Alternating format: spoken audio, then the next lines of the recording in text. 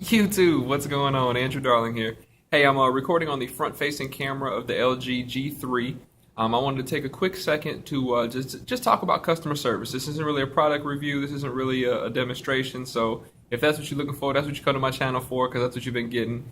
I apologize. I'm gonna just share my thoughts real quick on customer service, what it should be, and hopefully, figure out some companies that can do a little bit better. I sent in an email yesterday to OnePlus regarding my OnePlus One that is just having some issues, some battery drain issues, some issues where the vibrate actually seems to be more of a rattle. It almost sounds like an audible sound versus the haptic feedback that you normally get from using a device and having that feature turned on. I turned it off and there's no vibration, no sound, no anything, but I don't really like using my device that way. I'd rather have that feedback. Since you are typing on glass, it does kind of give you a little bit, better feel. And the other issue I was having is with the speaker.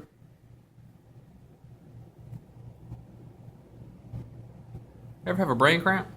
Anyway, so I was having the issue with the speaker, some of the battery, and then just some software bugs I was having with the cyanogen mod, and I also had a little bit of the yellow tinting on the screen was my other main complaint. There's also some software bugs about not necessarily registering some keystrokes during the unlock process from unlocking the screen. So bear with me for those couple seconds. Those were my complaints. I sent a very polite email to OnePlus. It hasn't quite been 24 hours yet. I mean, we're at 21 and some change or something like that. I haven't heard anything back from them. I'm not worried about that. I'm sure they'll respond to it. It's just customer service is something that, having been in car sales, having working for a university, and doing several different things. I mean, my first job was at McDonald's, so you know how many lives you can change with customer service. And I don't necessarily mean at McDonald's, but the perception of your company, of your brand, is all about customer service, interacting with folks, and creating a human relationship. One of the reasons I went back to T-Mobile, I left T-Mobile in 2011 when the Galaxy Nexus came out. Yeah, the end of 2011 when the Galaxy Nexus came out, I went to Verizon. That was the phone I wanted. T-Mobile didn't have any more vanilla Android phones after the G2X, the LG G2X that came out. There were no more vanilla Android phones after that. So I left. That's what I wanted at the time. I was with Verizon for about a year and a half, and it might not have been that long. About a year and a half, something like that, and I continually had issues in my home with coverage, but on their map, and it wasn't just my home, it was in my neighborhood. So on their coverage map, it was full coverage, full, HD, voice, LTE, everything that they have on Verizon as far as full coverage, not HD, I think that's a T-Mobile thing, but you get my drift. Coverage-wise, it's supposed to be ideal. So in my neighborhood, I couldn't get voice reception, let alone LTE, but literally a mile and a half up the road, my house, my neighborhood backs up to the highway, which is usually supposed to be good for cell phone providers. A mile up the road at the exit, I could pull 16 down and 12 up on a speed test. But Verizon, they let me out of my contract because there was no coverage at the end of the day. So that was a positive thing. That was a good experience. But the whole going through it process was terrible. I mean, I understand you have business practices. You can't just let everybody out of their contract, and that's fine. That's cool. But the way that you're talked to, the way you're treated is a big deal. I have never had an issue with T-Mobile's customer service, and I didn't even look seriously at AT&T or Sprint before coming back. And AT&T had, right before I got T-Mobile, they turned their LTE on here in Columbia, South Carolina. And this is before T-Mobile had their LTE turned on here. So customer service is a big deal. Having worked in car sales, like I said, customer service is making a customer feel like they're the most important customer in the world. You under-promise and over-deliver. So, like in the car industry, we say, listen, it might take 4 or 5 hours, but we're gonna get you out of here today. Definitely, I appreciate your patience, this and that. If you can get them out of there 2.5 and 3 hours, you just completely got them out of there under what they were expecting to be there. You set an expectation. It's a clear expectation. OnePlus set an expectation. Never settle. And we see, I'm not the only one, and I'm not complaining about the yellow tinting. Is it an issue? Yes. Is it going to go away over time? I believe it will.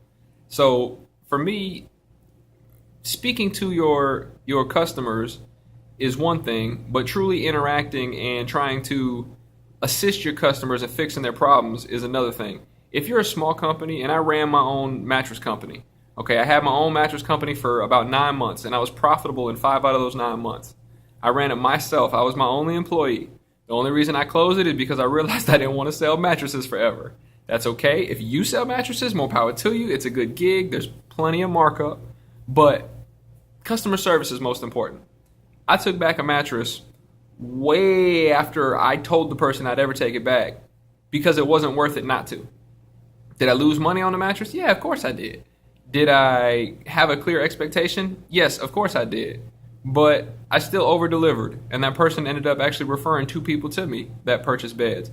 They were just in a situation, and I don't know if it was that they needed money or if they truly were having a tough time sleeping on the mattress I sold them. Maybe we chose the wrong mattress. That's okay.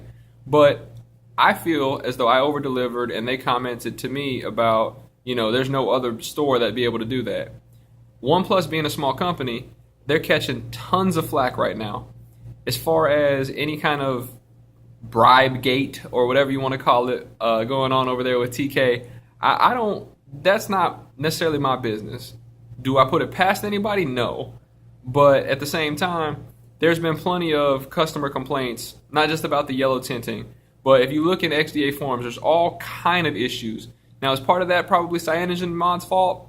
Probably. There's some software quirks and gimmicks and whatnot that are not helping. The way that the Google Play Services talks to CyanogenMod 11S apparently is what is the bug that keeps the Play Store from allowing the device to go to sleep. So, and there's a whole thread about it, and there's an app you can install and stop 2 processes, but you have to be rooted, and I don't have time for that. I used to root and ROM all the time. I loved it. I enjoyed it, but I don't want to do that anymore. When I purchase a phone, I want it to do what it's supposed to do. So far, having only had this LG G3 for a day, I put my SIM card in it last night because I finally got fed up with the OnePlus One. I was trying to keep my SIM card in it, but I'm waiting to see what their response is. So customer service is huge to me. Smiling faces, everything like that. It's the reason that I eat Chick-fil-A for breakfast instead of McDonald's. And it's a little bit better for you. But you can eat healthy at McDonald's if you really try. But it's customer service. It's that smile. It's the how may I serve you. It's the without you, I don't have a job mentality. And that's something that a lot of places lose sight of. And I've seen in the past where a lot of tech companies in the past have not been good with dealing with individuals. I don't think that's a tech employee or a programmer mentality at all. I just think it was a poor process that was put in place. But companies like Google and even Yahoo and Microsoft, they do a lot now because they understand customer service, customer loyalty. And we'll talk about Apple. Apple's customer service, like them or hate them, is incredible. Especially if you pay for Apple Care, you're covered. In most scenarios, of course, there are going to be the ones that you hear about that are terrible. But Apple got to where they are, yes, by making great products, yes, by having good leadership, but they got to where they are by customer service. They take care of their people and their products work. And it's not, oh, they just work. No, that's not what I mean. The whole process, the all-inclusive, top-to-bottom, closed-looped process that they have works. It works for them. It works because they have that system in place. So customer service is a big deal. I think is that Apple would have fallen off by now a lot if their customer service wasn't so on par and if they weren't able to, of course, hook you into an ecosystem. But Google does the same thing. And I have a video that's going to be coming up soon about the Surface Pro 3 and the one thing I think it's missing that would make it beyond amazing what it is right now. But that's for another video. So I wanted to keep this under 10 minutes, just talk about the importance of customer service, under-promising and over-delivering. I also don't have my invites to give to people to purchase a OnePlus. And that's something that when you purchase, you'll have some invites to invite other people. I've been getting asked about it on YouTube and from actual friends of mine on Facebook and whatnot, and nothing yet.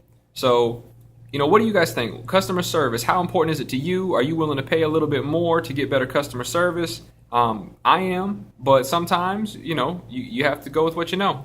So what do you guys think is important about customer service? If you guys took the time to watch the whole video, I appreciate it. YouTube, have a great day. This is Andrew Darley.